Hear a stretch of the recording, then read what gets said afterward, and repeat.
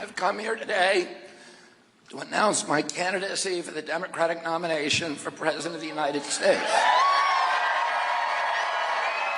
Author and environmental lawyer Robert F. Kennedy Jr. launches his bid for the Democratic presidential nomination in Boston today, although he's never held political office. The Kennedy name alone, of course, holds a lot of weight for a lot of Democrats. Joining us right now with thoughts on this, senior lecturer of African-American studies at the University of Maryland, College Park, Jason Nichols, Ph.D. And so I guess I should say, Doctor, tell me your thoughts about RFK Jr. Obviously, the Kennedy legacy, to be honest, it's mixed with a lot of people. Very strong in some quarters, not so strong in others. What are your thoughts? Well, I think that he definitely has a legacy on his own in terms of being an environmentalist and the work that he's done, particularly in the Hudson Valley area. So I think he has his own legacy. Of course, people generally remember Robert F. Kennedy fondly for the work that he did. I think that he's using the correct strategy by focusing on New Hampshire early on. Rather than going into places that are Biden strongholds like South Carolina. He's going somewhere, he started with his announcement in Boston. Those are places, of course, in the New England area where the Kennedy name still means something. However, he's going to struggle because, number one, he's going against an incumbent president, and because many members of his family aren't supporting him. People like Kathleen Kennedy Townsend, who was former Lieutenant Governor of Maryland, is supporting President Biden. His little brother as well is supporting President Biden.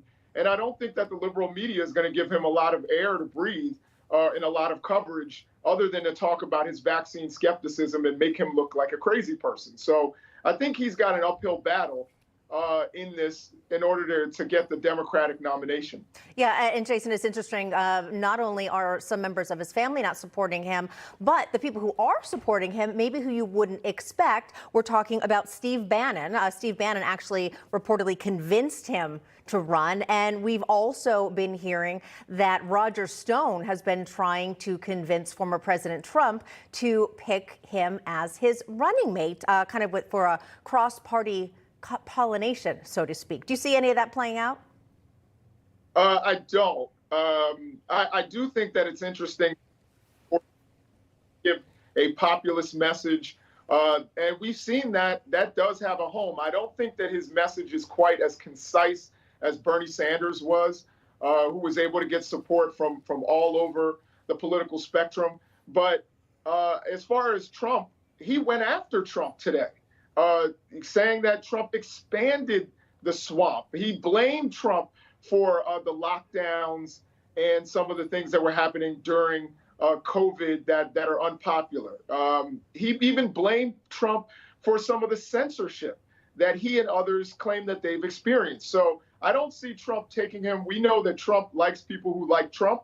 So I don't think Trump is going to take Robert F. Kennedy. Very well said. Yes. Let's bring in Howie Carr, also joining us right now. Now, Howie, you've been a Kennedy file, so to speak, for quite some time, but not always praising the Kennedy family. So I'm kind of curious to your thoughts as to RFK Jr. Well, he is a long shot, obviously, but there's a lane here. The polls I've seen show that only less than 40% of the Democrats want Biden to run again, and I think he's got a message, and it's to anybody who doesn't like the way things are going, whether it's the economy or the foreign wars, Ukraine, whether it's the digital coins. But I think the main thing he's got going for him is the anti-COVID lockdowns backlash. That's what he's going to capitalize on here. And, a lot of states have closed primaries. You can't, Massachusetts, you can go, if you're an independent, you can go Democrat or Republican. But a lot of states, if you're a registered Democrat, you can't go and vote for DeSantis or for Trump.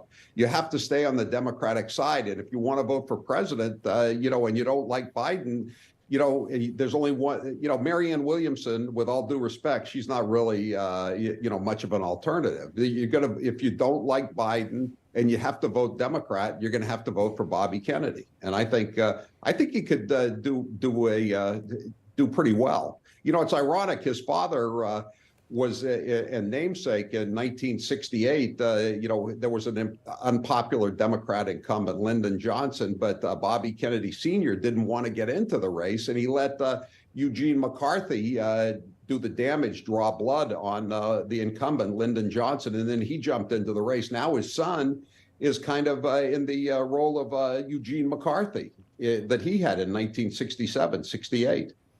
All right, Howie Carr, Jason Nichols, great insights from both of you. Thank you. Thank you.